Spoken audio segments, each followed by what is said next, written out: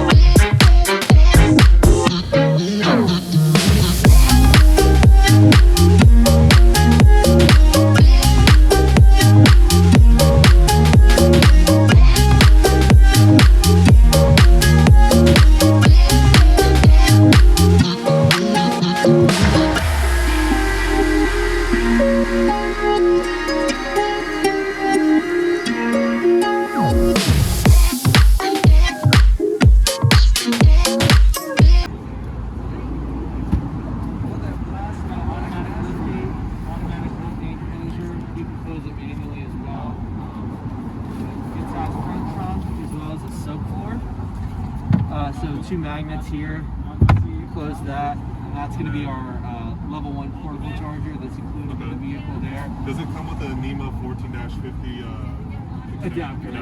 Yes. So with the standard wall plug, you can get up to just a 110. You can get up to about 3 miles of charge every hour. Up to? But with the NEMA 1450 adapter with just a portable charger, it's going to be around 16. Okay. But the Rivian wall charger is going to be around 25 miles per hour. And so when you guys build out, I guess you could say your charging infrastructure, is that going to be So we use a standard J1772 outlet, which we took our here. But our DC fast charging network is going to be Rivian exclusive. But the Waypoints network will be open to everyone. The Waypoint network would be complementary.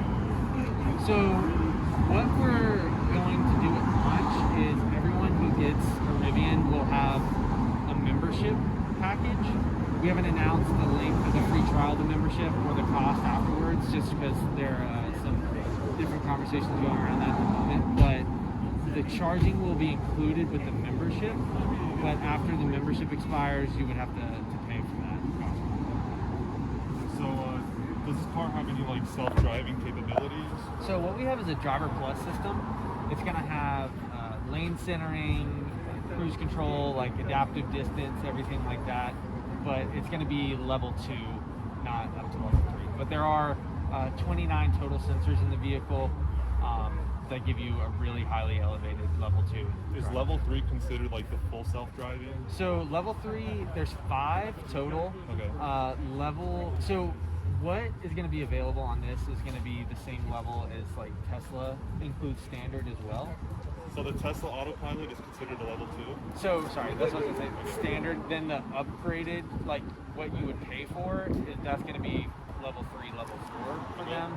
But for us, we have the same thing that they do, entry level as well. Okay, gotcha. And it comes standard? Yes, standard. Okay. So, I was again, how we had talked about the wheel wells and the tires. This fitness right now is pretty insane. When you're driving, does the car raise a little bit? It just is when you're parked?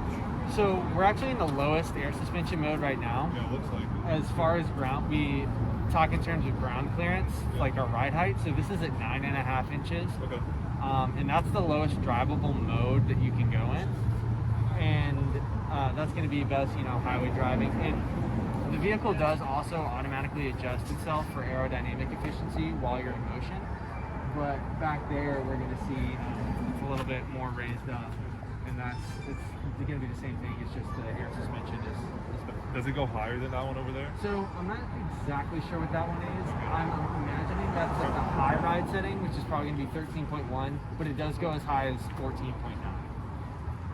And are these like your two fully loaded examples, I'm assuming? So both of these are the Adventure package.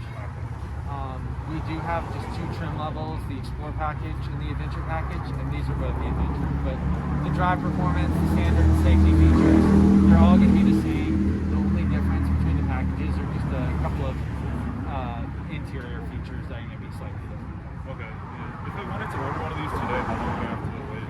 So as of October 31st, the number of pre-orders we had, we are expecting to fulfill those pre-orders by the end of 2023.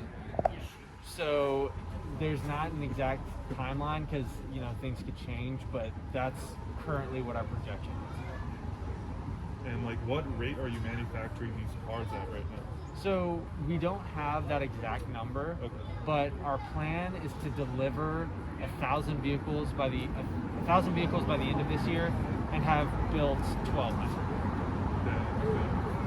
And these cars work with Electrify America stations? That's correct. So with the J1772, you can use any third-party charging system that obviously isn't a Tesla supercharger. Is this considered a CCS1 plug or CCS2? I'm not completely sure. I know with like Ford and stuff, they have this like plug-in charge program with Electrify America where you don't have to like swipe your credit card or whatever, you just plug it in and it starts charging. Do you guys have that as well? So we don't, and that's because of our plans to build out our own network. So I think the Ford and even Volkswagen, GM have all kind of partnered with Electrify America. But because we're building our own charging network, we don't have anything like that. And you guys expect it to be as big as like Tesla or Electrify America, I guess you could say? Our short-term plans, and the only plans that I'm aware of, are to have 600 locations, and that would be 3,500 DC fast chargers by 2023. Okay. Awesome. And what type of brakes do you guys have on these cars? So, are you saying like the do they come with like carbon ceramics or? To be honest, I'm not sure. I know that's a 6-piston, and the rear is a single. But I'm not sure what type of brake. And these are 37-inch tires? So the rim is 20 inches and the total tire diameter is 34. 34? Gotcha.